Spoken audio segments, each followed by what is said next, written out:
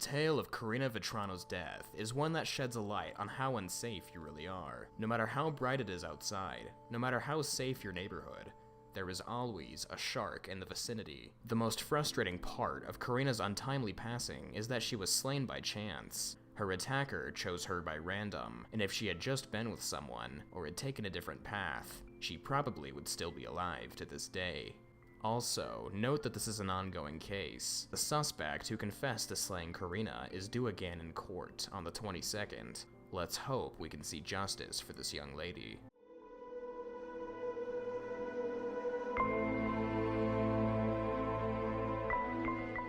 Karina Vetrano was born on July 12, 1986. She was 30 years old at the time of her death and lived in Queens, New York City. She had a love for writing and film, and actually starred in a short film directed by her friend in 2013.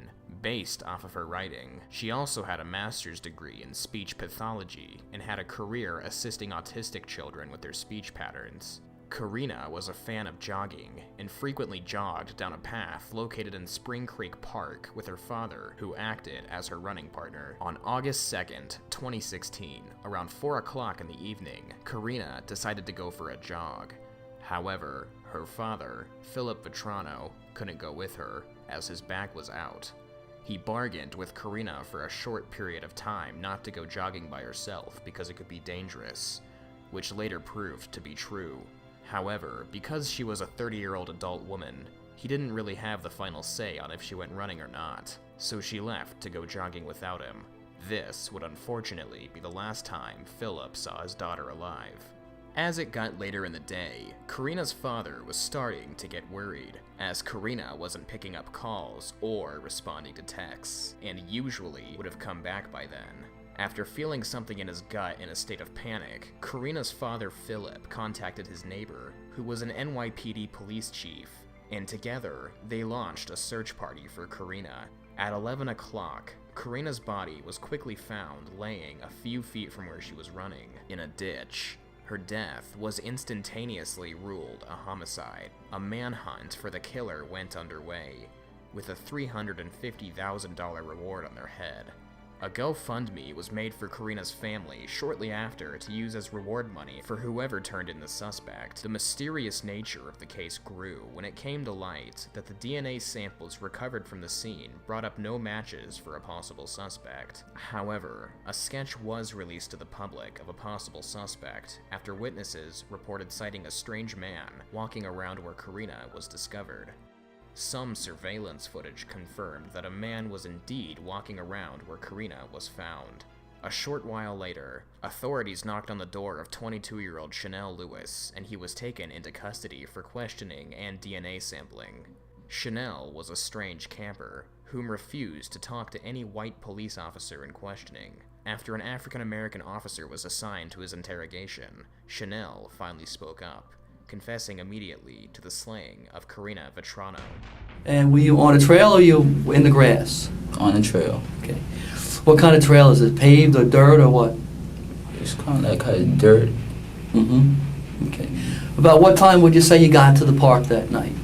That evening? About 5. Okay. What was the weather like? Was it rainy, cloudy, sunny? Well, it looked like it rained like in the morning, and then got sunny in the evening. Okay. And the girl that was jogging, was she by herself or with anybody else? By herself. What did she look like? What was she wearing? Well, it's kind of say she looked like she wearing a yellow tank top, maybe. Okay. What kind of pants? I wouldn't really know. Were they long or short? Do you remember? No. You remember if they were long pants or short pants? No? Mm. Okay. And was she jogging? Was she coming from the same direction that you came from when you entered the park? No, we go opposite directions. Okay. And when you first saw her, where were you? Were you in the grass or were you on the trail? On the trail. All right. And were you moving or were you standing still? Like I was moving, listening to music. You were walking or jogging? Walking. Walking? And you were walking towards her? I was walking towards, and then got side to side, and then one thing led to another. When you first saw her, though, were you walking towards her or the same direction as her? When you first saw her? We walked towards each other. Towards each other, okay. And she was jogging, you said? Mm-hmm. All right. Do you know if she had anything on her head or in her hands, do you remember, as she was approaching you? She might have had a phone. Okay. And where was her phone? Was it in her hand or was it clipped to her clothes? Do you remember? It was in her hand. Okay. And you said as she got next to you, when she got next to you as she was running and you were walking, what happened then?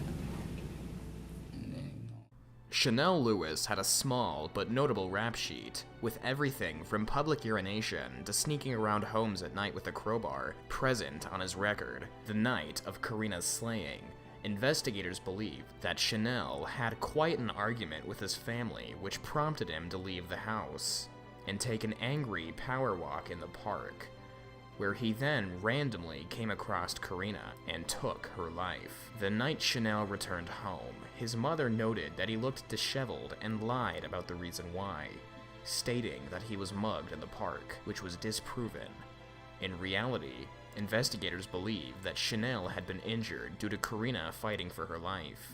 Chanel also had a bite mark on his hand, which matched testimony stating that Karina bit her attacker's hand in self-defense. On November 21st, 2018, Chanel's sentencing was delayed to January 22nd of this year, which is yet to come, due to a mistrial, though it's almost guaranteed that Chanel will face punishment for these crimes. Another woman, named Vanessa Marcotte, was slain in a similar fashion only a few days after Karina while jogging. Chanel was at first suspected to have committed this crime as well, but evidence showcased that it was another man responsible and that it would have been impossible for Chanel to have done this. The moral of the story is that you shouldn't go jogging alone, especially in a secluded area like the woods. Potentially anything could happen to you, and no one would be any the wiser until it was much too late. If Chanel Lewis is convicted, he faces either 25 years to life in prison without parole. Chanel's motive is to this day unclear. However, it has been reported that Chanel expressed a distaste for human beings and walked the town alone, with no friends or girlfriend. It doesn't take a rocket scientist to see that Chanel is definitely mentally ill, which could have played a huge role in the slaying of Karina Vetrano.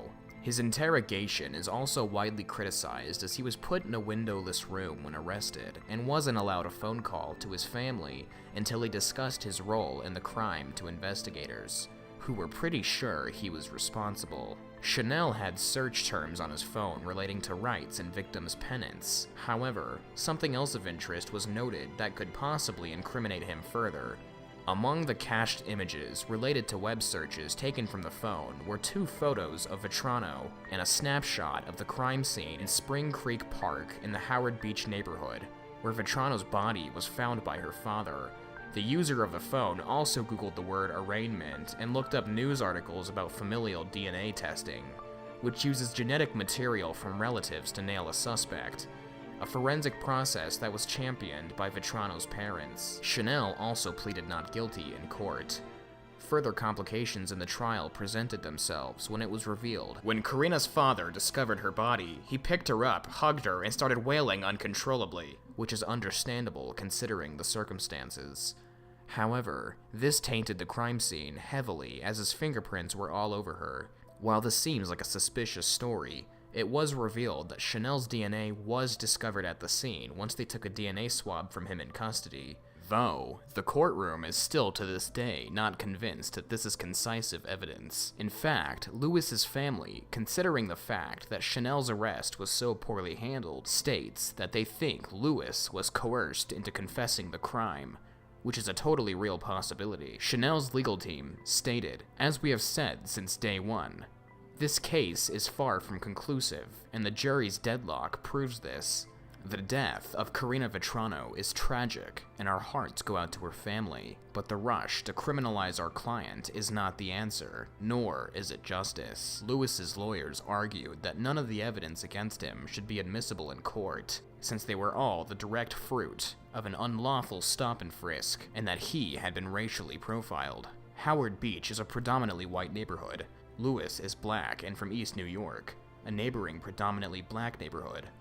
However, a judge ruled in February of 2018 that all evidence could be used during this trial. Still, Lewis's lawyer believed that the police rushed into an arrest because of public pressure to make progress in such a high-profile case. It was going nowhere. They were starting to get, I don't want to use the word desperate, but they needed to prove this. Robert Mueller told the Wall Street Journal, they wanted to solve this case, so along comes somebody and, oh, the profile fits.